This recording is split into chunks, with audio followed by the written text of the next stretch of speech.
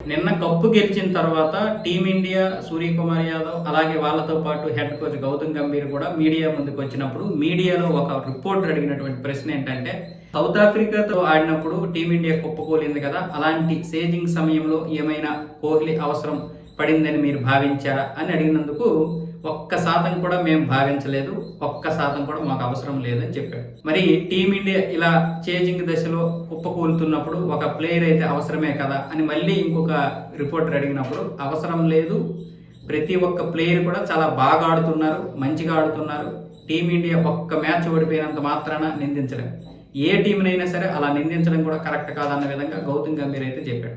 మళ్ళీ కోహ్లీ గురించి మాట్లాడేసరికి బుద్ధి బుర్ర ఉందా లేదా? ప్రతిసారి కోహ్లీ కోహ్లీ కోహ్లీ. ఇక T20 గెలిచింది ఎవరైతే ఉన్నారో వాళ్ళ గురించే మాట్లాడదాం, బయట వారి గురించి ఇప్పుడు మాట్లాడాల్సిన అవసరం లేదు. ఇప్పుడు కోహ్లీ గురించి అవసరమా అన్న విధంగా అయితే గౌతమ్ గంభీర్ గట్టిగానే సీరియస్ అయ్యాడు. కరెక్టే కదా, ఇక్కడ కోహ్లీ పేరు చెప్పి గౌతమ్ గంభీర్ని రెచ్చగొట్టడానికి తప్ప ఇక్కడ కోహ్లీ పేరు దేనికి చెప్పండి? అది కావాలని చేసినటువంటి తప్ప, అది కావాలని ప్రశ్నించడం, రెచ్చగొట్టడం ఈ మీడియాకి అలవాటు. కానీ అంటే ఏదో ఒక విధంగా కెలకాలి, కెలికి పుల్లలు పెట్టి కెలకాలి, దానివల్ల రెచ్చిపోతే ఏదో ఒకటి వస్తుంది. అందుకని వీళ్ళు అలా ప్రయత్నాలు చేశారు. కోహ్లీ ఉన్నప్పుడు కోహ్లీ చేయాల్సినంత కోహ్లీ చేశాడు. ఇప్పుడు ఉన్నటువంటి వారి టీం వాళ్ళ గురించి మాట్లాడాలి కదా, వాళ్ళు కూడా ఫీల్ అవుతారు కదా, వాళ్ళ గురించి మాట్లాడాలి. కానీ ఇక్కడ లేనటువంటి వ్యక్తి గురించి మాట్లాడితే అతను హీరో అవుతాడు, వీళ్ళు జీరోలు అవుతారు. కోహ్లీ కావచ్చు, ధోని కావచ్చు, లేకపోతే సచిన్ టెండూల్కర్ కావచ్చు, కపిల్ దేవ్ కావచ్చు, అజరుద్దీన్ కావచ్చు, వాళ్ళ సమయంలో వాళ్ళు టీంని ఆదుకున్నటువంటి సందర్భాలు ఉన్నాయి.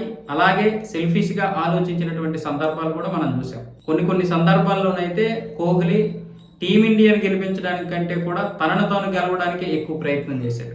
మళ్ళీ మాట్లాడితే ఒక్కొక్కడికి కోపం వస్తుంది. ధోని కూడా టీమిండియాని ఎన్నోసార్లు గెలిపించిన సందర్భాలు ఉన్నాయి. ద సేమ్ టైం సెల్ఫిష్గా ఆలోచించినటువంటి సందర్భాలు కూడా ఉన్నాయి. కాబట్టి ఇక్కడ వాళ్ళ ప్రస్తావన అనవసరం. ఇక్కడ టీమిండియా గెలిచింది, అక్కడ వాళ్ళ గురించి మాట్లాడాలి. ఎవరైతే అక్కడ ఉన్నారో సంజయ్ శాంసన్, అభిషేక్, సూర్య, బుమ్రా, వాళ్ళ గురించి మాట్లాడుకోవాలి.